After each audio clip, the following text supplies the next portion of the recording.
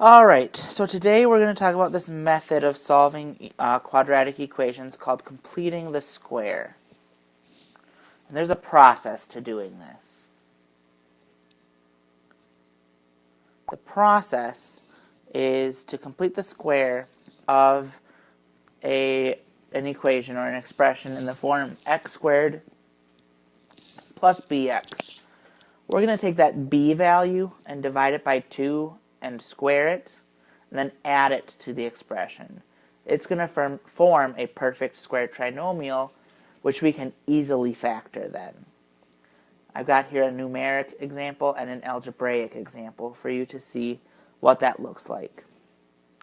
Now I would like to work out an example with you so you can see the process in action. So we're going to do example 1.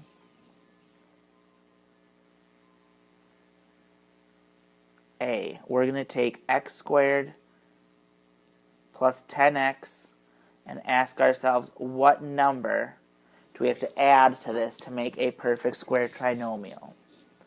Well, since the number in place of b in the x squared plus bx form, b would be 10. So we're going to take 10, divide that by 2, and then square that number. Well, 10 divided by 2, that's 5. And if I square the number 5, I get 25. So I'm going to add 25 to my equation.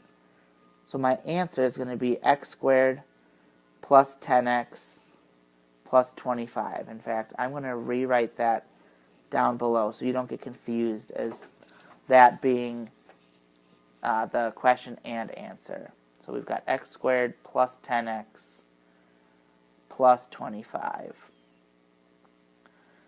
Now for example 1b, we're going to have x squared minus 9x, and I want to know what number we have to add to it. Well, in this case, b is negative 9, so I'm going to take negative 9 and divide that by 2 and then square it. Well, I can't actually divide 9 by 2, but I can square this fraction. 9 times 9 is 81, and 2 times 2 is 4. And a positive, 2 negatives, because we're going to go negative 9 halves times negative 9 halves makes a positive. So what I'm going to add to the end of my equation is 81 over 4. So my answer is going to be x squared minus 9x plus 81 over 4. Alright, so now there is a process to use this completing the square method to solve an equation. That process has 6 steps. We are going to first make sure our equation is written in the form x squared plus bx is equal to c. And then we're going to take our b value, divide it by 2, and square it. Once we've done that, we're going to add it to both sides of the equation. Remember, equations are like balanced scales. If we do one thing to one side, we have to do it to both. So we have to add that b over 2 squared to both sides. That makes a perfect square trinomial that will then factor in step 4. Once we've factored that perfect square trinomial, we can take the square root of both sides and then write 2 separate equations so we can find 2 answers. Remember, when we take the square root of a number, we get a positive and negative version of that. So let's see how we would do this firsthand. So we're going to take example 2. Again, we're going to have a part A and B, but I might need the whole screen for the steps. So I'm going to take x squared plus 14x equals 15. So in this case, step 1 is already done because it's already in the form x squared plus bx is equal to c. So I'm going to go straight into step 2, where I'm going to, in fact, I'm just going to write 1 with a check that it's done. Step 2, I'm going to take my b term, in this case that's 14, I'm going to divide it by 2 and then square it. Well, 14 divided by 2 is 7, and if I square 7, I get 49. So in step 3, we're going to take our equation, x squared plus 14x, and we're going to add 49 to that side, and we're going to set that equal to 15, and we also have to add 49 to that side. So let's rewrite this equation. We're going to have x squared plus 14x plus 49 is equal to, well, 15 plus 49 is 64.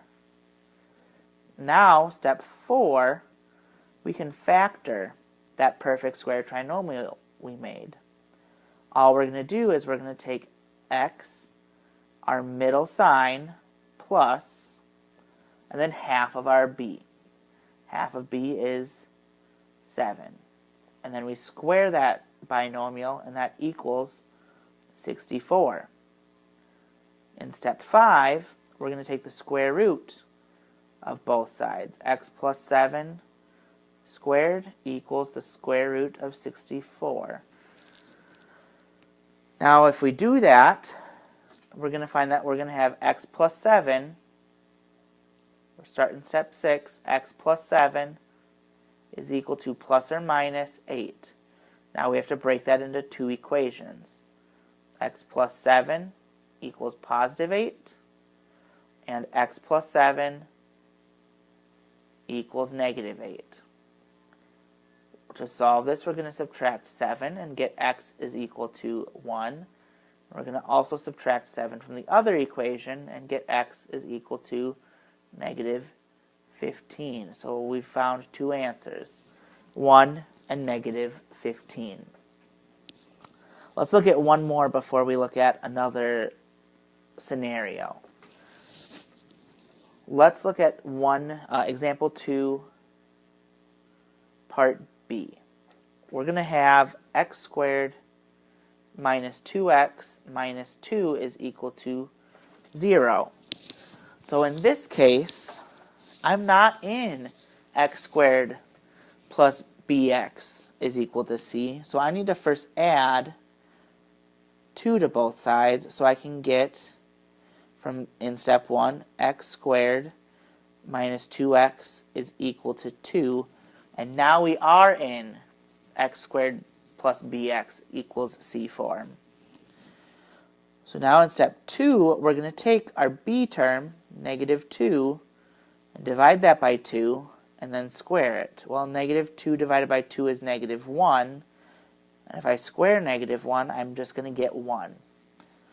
So in step 3, I'm going to write x squared minus 2x plus 1 is equal to 2 plus 1. And I can clean that up and write it as x squared minus 2x plus 1 is equal to 3. In step 4 now I can factor. We're going to have an x minus 2 divided by 2 is 1 squared is equal to 3. So in step 5, I now have to take the square root of both sides. X minus 1 quantity squared, take the square root of that, is equal to the square root of 3. Well, on the left side, I'm going to just have an x minus 1 equals, I don't know what the square root of 3 is, so I'm going to just leave it as plus or minus the square root of 3. We can do that. Now to finish solving this, I have to set in step 6, x minus 1 equal to the positive square root of 3, and then x minus 1 equal to the negative square root of 3. So I'm going to add 1, but I can't add 1 to that 3, so I'm going to write that answer as x equals 1 plus the square root of 3. And I'm going to do the same thing to the other side, but I can't add 1 to that 3 either, So I'm going to write this as x equals 1 minus, because it's a negative square root, of 3. And I've got my two answers. We can leave them that way. I would rather leave them this way than worry about getting a decimal answer. But I've got a couple other cases for you to look at. And we'll look at them through examples. So example 3a. What if I have something where there's a number in front of the x squared, like negative 2x squared plus 12x minus 20 equals 0. In this case, the very first thing I would do, divide everything by our a value. A is the value in front of x squared. So we're going to take every term and divide it by negative 2. When I say every term, I mean every term, even the 0. Because now we can write this as 1x squared, so just x squared, minus 6x plus 10 equals 0. Now, I'm going to keep finishing step 1 because I need this in I need this in x squared plus bx equals c. So I need to subtract 10 on both sides and get x squared minus 6x equals negative 10.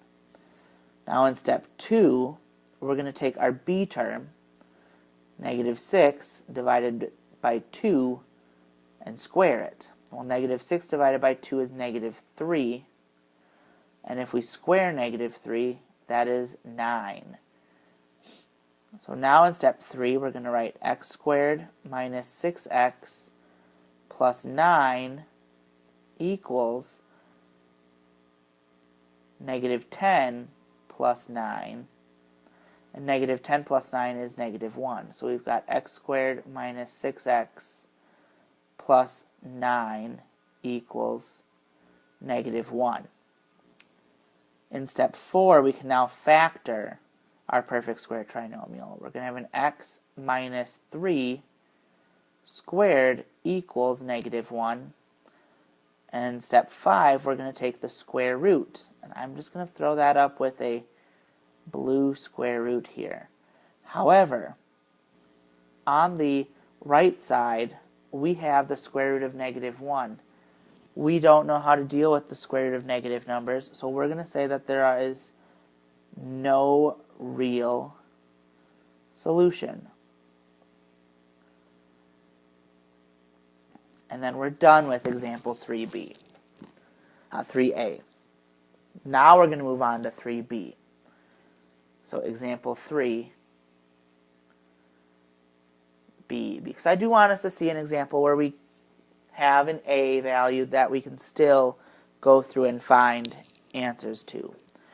So we're going to have 3x squared minus 10x is equal to negative 3. We're going to first divide everything by 3.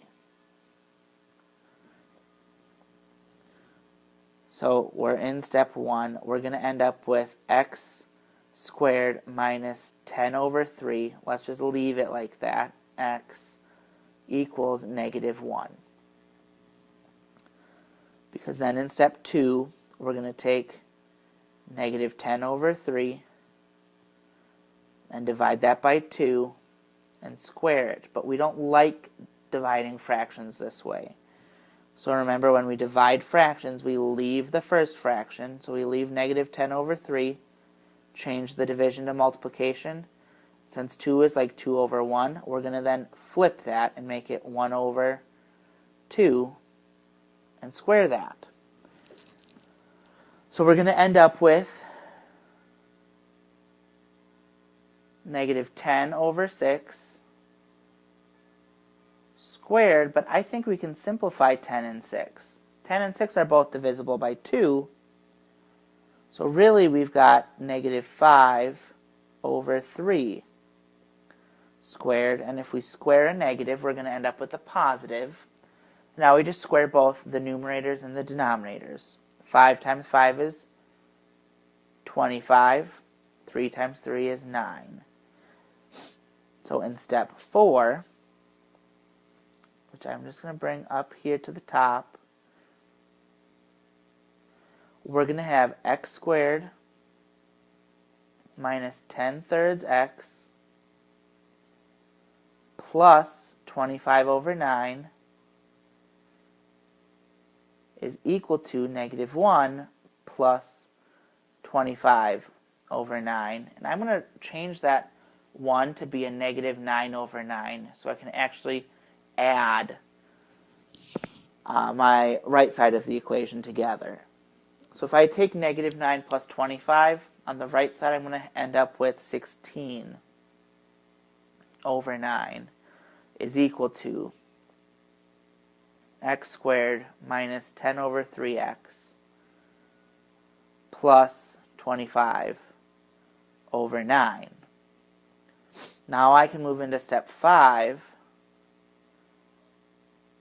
and factor. Oh, I'm getting ahead of myself on a couple of these. That step 4 was not actually step 4, that was step 3. And I'm moving into step 4. So let's fix that. 3, 4. I can factor the left side of my equation to an x minus, when we divided b by 2, we got 5 thirds squared equals 16 over 9. Now I can move into step 5 and take the square root of both sides.